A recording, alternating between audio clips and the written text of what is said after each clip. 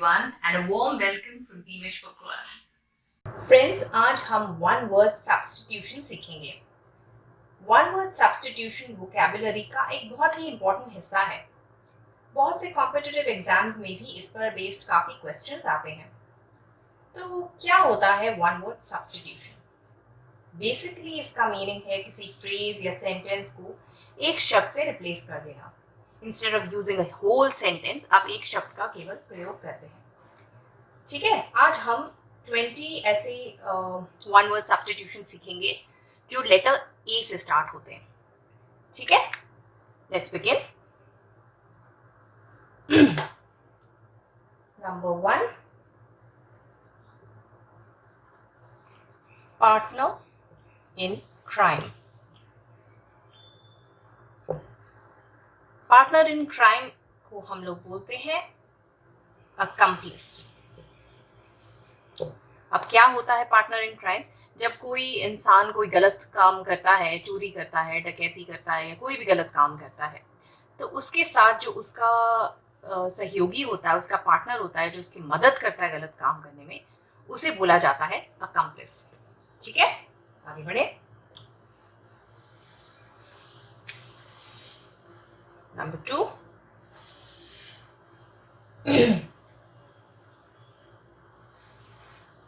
a statement which has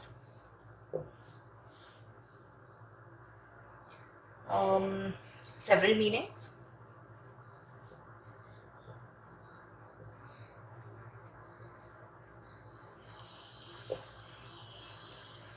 Or is vague. इसे हम बोलते हैं ambiguous. ambiguous साउंड देखिए, ambiguous। ठीक है, कभी ऐसी कोई बात होती है जिसमें कोई भी निष्कर्ष जिसका निकाला जा सकता है, जो क्लियर नहीं होती इन इटसेल्फ। बहुत सारी स्टेटमेंट्स ऐसी होती हैं जिसका कोई इसका ऐसा भी मीनिंग निकाला जा सकता है, वैसा भी निकाला जा सकता है, कि जो क्लियर नहीं है इन इटसेल्फ, बहुत अनक्लियर है, कुछ भी मतलब निकाला जा सकता है जिस चीज़ का। तो उस स्टेटमेंट को हम बोलते हैं एम्बिग्यूअस। ठीक है, आगे बढ़े।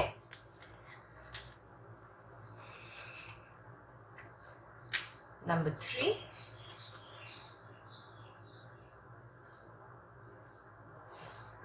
a person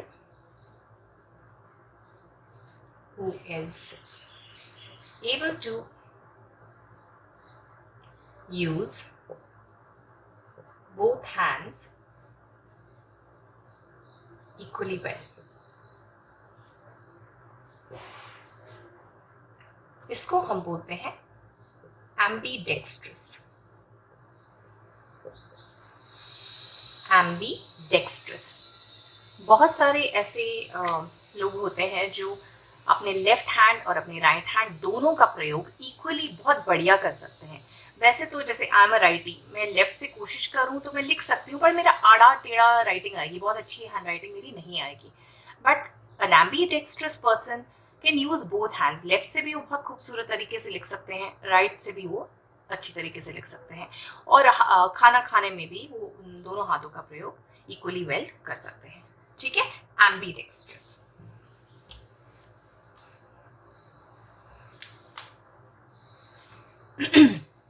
आगे बढ़े।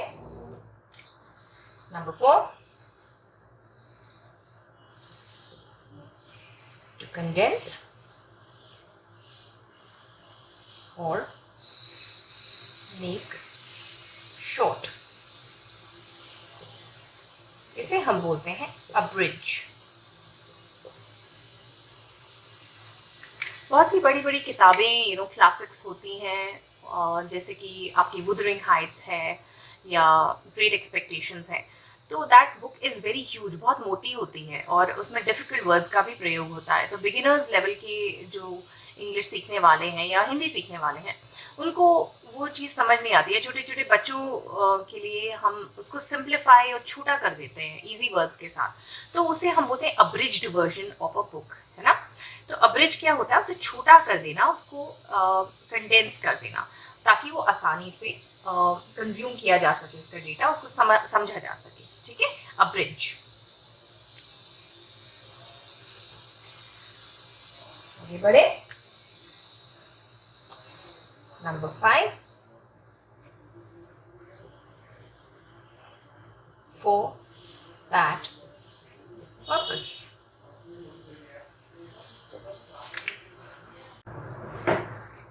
For that purpose, for that purpose only, ठीक है। इसे बोला जाता है एड हॉक। बहुत सारी एड हॉक कमिटीज के बारे में आपने सुना होगा। ये कोई कमिटी कन्वीन की गई है स्पेसिफिकली एक पर्पस के लिए, मतलब उसी कार्य के लिए, उसी पर्टिकुलर पर्पस के लिए उसका इट हैज़ बीन क्रिएटेड। उसके बाद उसका पर्पस खत्म हो जाता है, वो डिसॉल्व कर दी जाएगी, ठीक है। So anything which is created specifically for one purpose is ad hoc, ठीक है। आगे बढ़े। नंबर 6, एक second, right, love of beauty.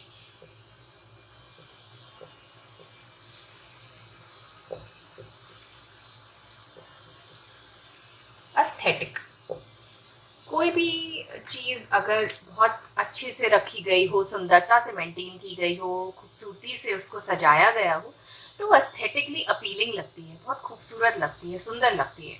So anything which is done with the purpose of beautifying, सुंदर बनाने के लिए, आंखों को प्लीजिंग बनाने के लिए, उसे एस्थेटिक बोला जाता है। Number 7, having a natural attraction,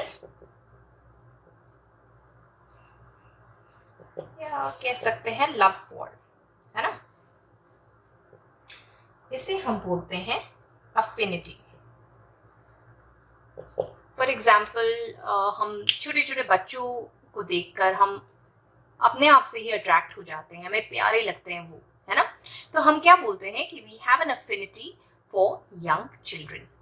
similarly मछलियों का केस लिया जाए, मछलियां जो हैं उनकी पानी से अफिनिटी होती है। They can not live without water, पानी के बिना वो नहीं रह सकती। So they have a natural affinity towards water. वैसे ही हमारी अफिनिटी हम इंसानों की छोटे छोटे क्यूटी क्यूटी बच्चों की तरफ है, फूलों की तरफ भी हो सकती है, right. So having a natural attraction और लव फॉर अफिनिटी, ठीक है। आगे बढ़े। Number 8,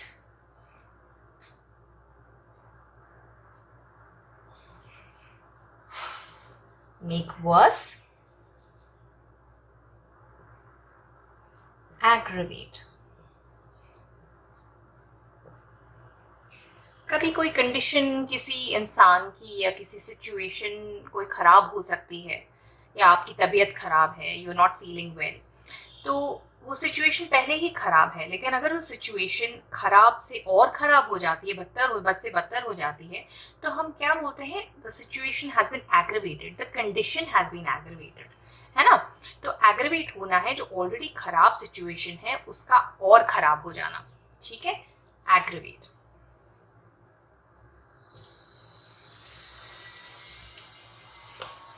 Number 9,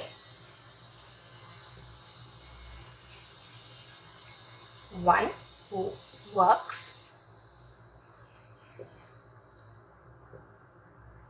for the good of others।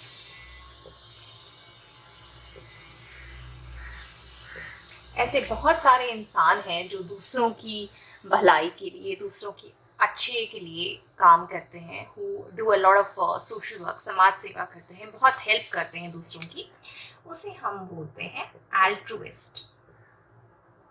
Yes, the people who do good for others, दूसरों का भला करने वाले, अच्छा करने वाले, उन्हें हम बोलते हैं एल्ट्रुइस्ट, ठीक है। आगे बढ़े। नंबर 10,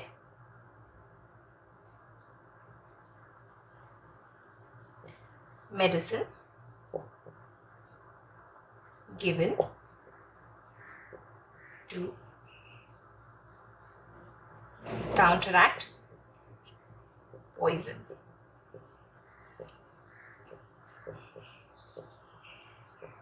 Antidote, अगर गलती से किसी ने पॉइजन ले लिया या पॉइजन किसी के शरीर में चला गया, तो ऐसी एक मेडिसिन जो उस पॉइजन के असर को खत्म करती है, उस मेडिसिन को हम एंटीडोट बोलते हैं। क्या बोलते हैं? एंटीडोट। ठीक है,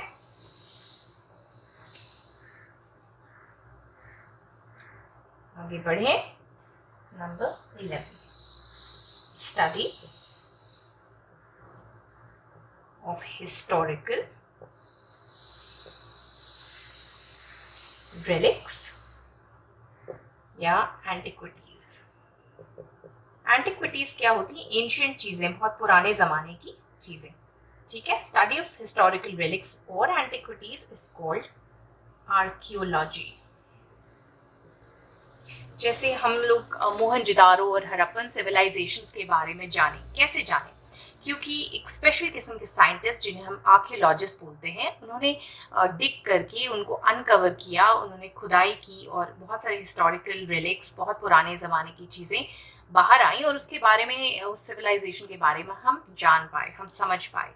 सो जो स्टडी हिस्टोरिकल रिलिक्स और एंटिक्विटीज़ के लिए डेडिकेटेड होती है, उसे हम आर्कियोलॉजी बोलते हैं। एंड दो साइंटिस्ट जो आर्कियोलॉजी में अपना जिंदगी निकालते हैं, उसको हम आर्कियोलॉजिस्ट बोलते हैं। ठीक है,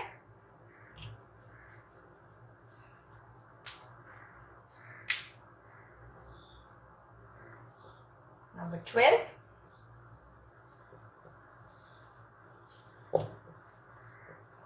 to give up the throne। Throne होता है सिंहासन और ऑफिस।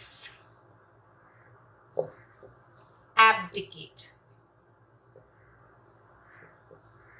अभी तो सिंहासन वगैरह होते नहीं है बिकॉज राजा महाराजा है नहीं, पर पुराने जमाने में राजा महाराजा हुआ करते थे। तो जब वो वॉलंटरीली अपनी मर्जी से राजगद्दी छोड़ देते थे, उसको हम लोग बोलते थे abdicate, to voluntarily give up your position of power. अब ऑफिस में भी अगर आप वॉलंटरीली आप किसी पोजीशन ऑफ पावर में हैं, आप उस चीज को छोड़ देते हैं वॉलंटरीली खुद से, तो उसे एब्डिकेट करना बोलते हैं। ठीक है, आगे बढ़े। नंबर 13,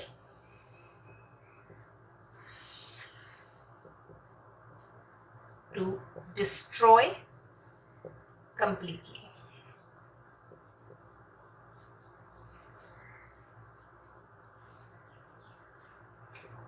annihilate, स्पेलिंग और साउंड देखें, annihilate। हिंदी में इसको बहुत आराम से समझाया जा सकता है। कोई चीज़ तबाह करना या बिल्कुल तबाही मचा देना, तो बिल्कुल कुछ ना बचे, तो तबाही मचा देना या तबाह कर देना इज annihilate। यस, पिछले से पुराने ज़मानों में इतने वॉर्स वगैरह हुआ करती थी, युद्ध होते थे, तो बहुत कुछ एकदम कंप्लीट डिस्ट्रक्शन हो जाती थी। तो that destruction, complete destruction is called annihilation।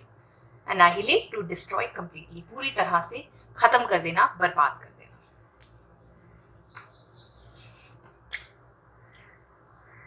Number 14,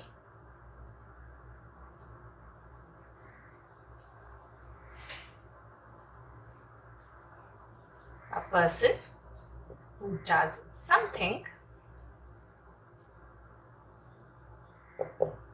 for pleasure, से हम बोलते हैं amateur। स्पेलिंग भी देखें और साउंड भी देखें, amateur। फॉर एग्जाम्पल, कोई टेनिस प्लेयर है, तो वो अपनी जीविका कमाने के लिए टेनिस खेलते हैं, सो ही इज अ प्रोफेशनल। ठीक है, वो शौकिया नहीं खेल रहे। कोई शौकिया कोई चीज कर रहा है सिर्फ अपनी खुशी के लिए, मजे के लिए, तो वो एमेच्योर है।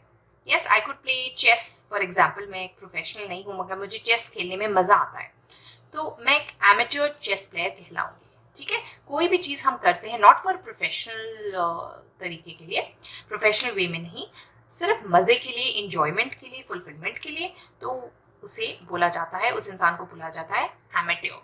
ठीक है, आगे।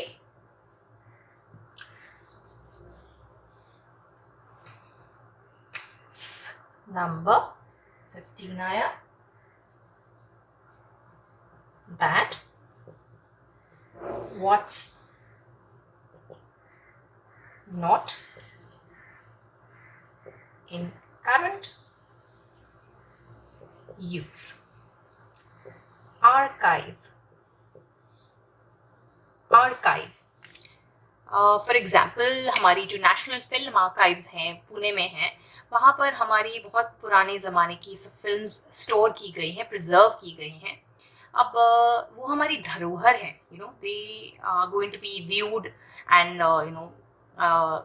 बहुत उनको ध्यान से उनको रखा गया है ताकि हमारी फ्यूचर जनरेशन, अभी की जनरेशन्स भी और फ्यूचर जनरेशन्स भी उनको देखें, उनको सीखें. उनमें से बहुत कुछ इंजॉय करने लायक भी है, सीखने लायक भी है, मगर वो आज का नहीं है, वो पुराने ज़माने का हमारी धरोहर है. तो वी हैव आर्काइव्ड देम, हमने उनको स्टोर कर लिया है क्योंकि वो करंट यूज़ की नहीं थी, पुराने टाइम की थी. So something which is not of current use, अभी इस्तेमाल हो रही है पर अभी के नहीं है, वो हम उसे आर्काइव बोलते हैं. That's what is not in current use, archive. ठीक है.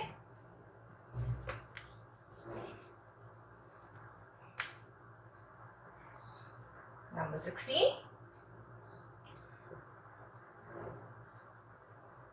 Place where weapons are manufactured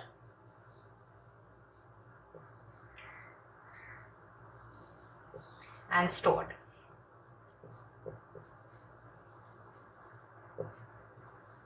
Arsenal. हथियार जहाँ पर हम बनाए जाते हैं और जहाँ पर उनको स्टोर किया जाता है, जहाँ पर उनको रखा जाता है, उसे आर्सेनल बोला जाता है. आर्सेनल. ठीक है, आगे बढ़े. 16 हो गए हमारे. Now we move on to number 17. Study of heavenly bodies, astronomy. ये हेवनली बॉडीज क्या हैं? ये जो अंतरिक्ष में पाई जाने वाली all these planets, stars, comets, asteroids, इन सबको हम हेवनली बॉडीज बोलते हैं. तो इनकी स्टडी जो होती है इन हेवनली बॉडीज की, उसको एस्ट्रोनॉमी बोलते हैं. और जो इसकी स्टडी करते हैं एस्ट्रोनॉमी की, उन्हें एस्ट्रोनॉमर बोलते हैं. ठीक है, एस्ट्रोनॉमी, एस्ट्रोनॉमर. ठीक है, आगे बढ़ते हैं. Number 18. Person who doesn't believe in God.